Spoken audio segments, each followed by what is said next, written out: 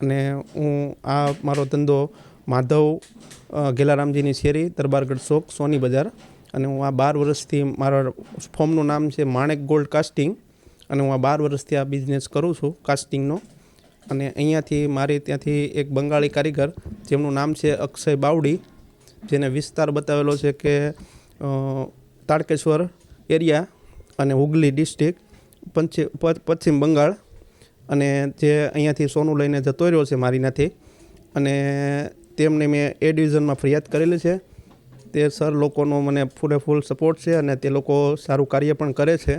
અત્યારે મને તે સપોર્ટ આપી આવી રીતે અને મારું સોનું મને પરત અપાવે એવી મારી નમ્ર વિનંતી છે. એ મારે સવારમાં હું જ્યારે 9 વાગે ઢાળ પાડવા માટે નીચે મેં સોનું રાખેલું તિજોરીમાં, અને હું જ્યારે ઉપર નાસ્તો કરવા માટે ઉપર ગયો અને મારા વાઈફે દરવાજો ખોલ્યો અને એ અંદર આવી એન્ટર થઈ અને જે તિજોરીમાં રાખેલું સોનું ચાવી જોતાં એની નિયત થોડીક ખરાબ થઈ, એટલે તે સોનું લઈ અને તુરંત ફરાર થઈ ગયો. હું ઉપરથી જ્યારે નીચે આવ્યો ત્યારે જોયું તો સોનું હતું નહીં અને તે લઈને જતો રહ્યો. એની કિંમત આશરે થાય છે 36 લાખ રૂપિયા.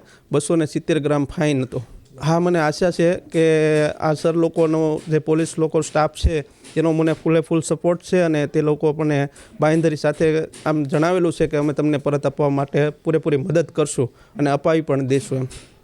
અને એક 38 ગ્રામ જેવો સમથિંગ એક ભૂકો રાખેલો હતો તે પણ જે સાથે લઈ ગયેલો છે.